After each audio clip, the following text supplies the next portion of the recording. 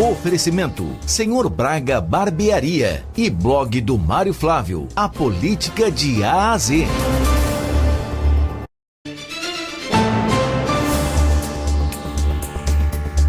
Presidente da Alep sobe o tom nas críticas contra a governadora Raquel Lira. Mário Flávio, bom dia.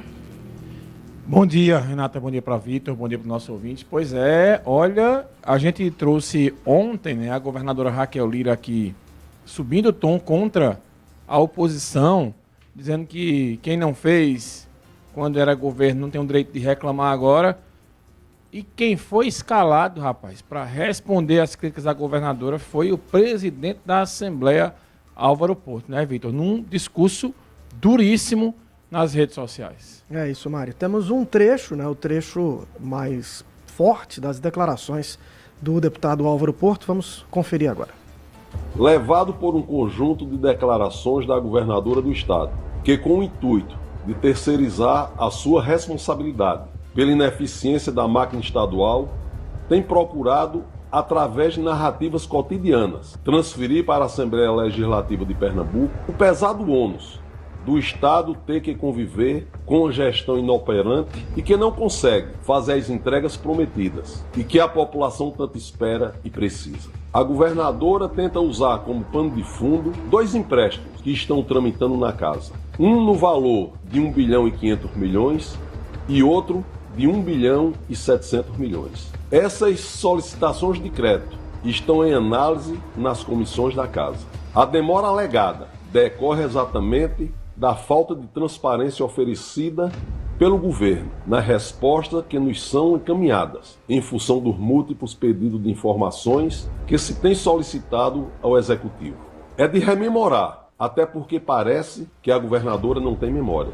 Mas essa casa tem, e o povo mais ainda. A Assembleia aprovou todos os projetos encaminhados pelo Executivo, incluindo aí autorizações legislativas para o Estado contrair empréstimo na ordem de 9 bilhões e 200 milhões.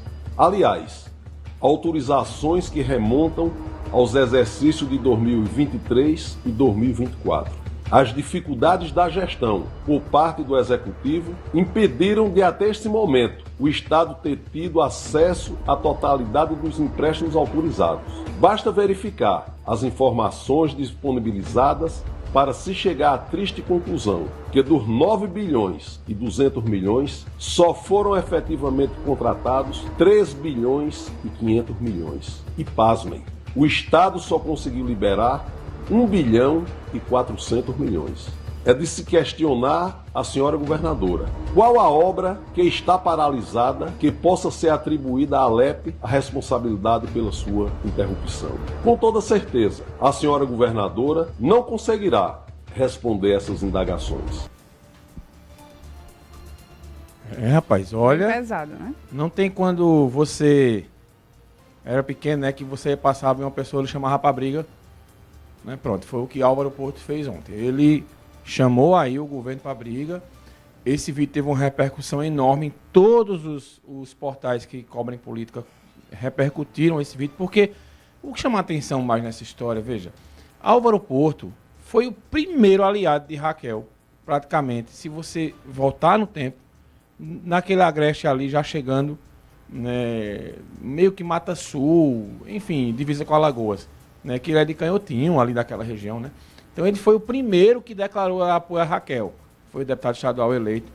E quando ele foi eleito para presidente da Assembleia, imaginava-se que ia ser um presidente, né, em tom de harmonia com o governo do estado, né? Nesse partido da governadora, os dois eram do PSDB, e de repente não houve o entendimento e começou essa guerra. E esse vídeo de Álvaro Porto, ele não é um vídeo de qualquer pessoa, é do presidente da Assembleia, que era um aliado e que aponta que o governo do estado tem responsabilidade nas obras atrasadas. Ontem, Renata, eu lembro muito do primeiro ano da primeira gestão de Raquel aqui em Caruaru, quando ela foi prefeita. Ela teve uma dificuldade muito grande naqueles 2 primeiros anos.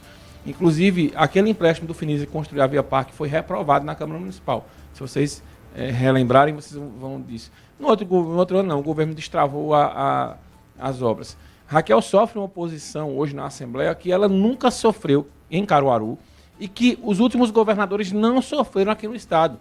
Se você olhar, Jarbas Vasconcelos, quando foi governador, ele teve uma oposição ali de Zé Queiroz, né, um outro que fazia uma zoada, mas era uma margem muito grande na Assembleia. Eduardo Campos nem se fala, né? Aí foi de braçadas, né? Só tinha Mendonça, só tinha Priscila Krause e mais um outro lá que fazia oposição, né? Depois o Paulo Câmara tinha 40 dos 49 deputados, né? E Raquel não. Raquel tem uma Assembleia que é muito hostil a ela, né? Os deputados também reclamam de como é o trato que o governo do estado recebe e tá travado. Veja, Renata, Vitor, o presidente disse aí que os empréstimos não foram autorizados ainda porque o Estado não tem transparência na divulgação das informações. Mas, veja, são mais de 50 dias que pelo menos o primeiro empréstimo está rolando lá e não sai. Nem a sabatina do administrador Fernando Noronha foi aprovada ainda. Veja, uma coisa besta assim, né? Que vai lá para ser ouvido, não foi. Então, se o governo não destravar isso, veja, um orçamento de um ano, ele tem que ser o mesmo para o outro ano. Então, o ano que vem, que é o ano eleitoral, a governadora vai ficar travada para muita coisa. O tempo está passando, a gente está no mês de julho, e essa história, depois disso, de ontem, eu acho que vai ser difícil. E a governadora, né, Vitor, ela também, ontem, teve um duro discurso. Pois é, teve uma série de agendas pelo interior do estado, Mário, e em uma dessas agendas fez menção a atrasos, oposição, e garantiu que Pernambuco vai seguir adiante, num discurso que ela já tem usado, né, de recolocar o estado na dianteira da região Nordeste. Agora, com vocês, junto, não tenho dúvida nenhuma, que faremos de novo Pernambuco líder do Nordeste brasileiro, referência para o nosso país, porque esse é o nosso lugar. Deixaram a gente de lado e olharam para trás, abandonaram Pernambuco, esse tempo passou. Quem teve a oportunidade de fazer e não fez, não venha nos cobrar em 2 anos aquilo que não fizeram em mais de décadas. E mais do que isso, não atrapalhem o desenvolvimento do nosso estado. Tem mais dinheiro para sair na Assembleia Legislativa. Vamos para cima, porque cada real sagrado do nosso povo é investido e mais esperança para a nossa gente. Vamos embora, que Deus nos abençoe nessa caminhada sempre. Muito obrigada. Veja, não atrapalhem o desenvolvimento do outro estado. E assim, sempre a que Raquel critica, ela tenta evitar a crítica ao governo de Eduardo, né? Porque o vice era o pai dela, o João Lira. Então, ela tenta sempre focar nos últimos 8 anos, mas ela agora ampliou, né? Ela foi secretária do governo de Eduardo, lá da Infância e Juventude, lá no primeiro governo. Ela agora, esses últimos 10 anos não fizeram, então ela deu uma ampliadazinha aí nos 8 anos, né? Então, assim, Raquel tem evitado, né, críticas à imprensa, mas ela cita nominalmente a Assembleia agora, nesse discurso, né, que foi, se não me engano, na Mata Norte, e também ontem saiu um vídeo apócrifo respondendo ao Álvaro Porto, né, um vídeo sem autoria, que começou a circular, e começa a dizer, olha, o vídeo diz o seguinte, como é um vídeo que não tem autoria, por isso que a gente não vai publicar, porque publicar coisa sem autoria, eu acho, assim, que não é função de jornalista.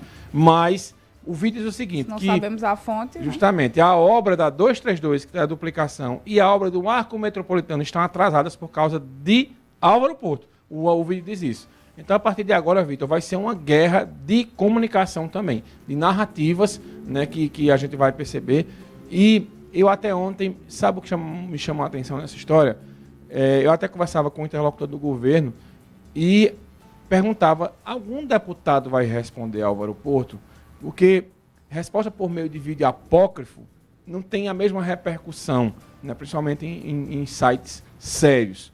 Mas quando um líder do governo, ou quando alguém, como um secretário, responde, sim. E até agora ninguém respondeu.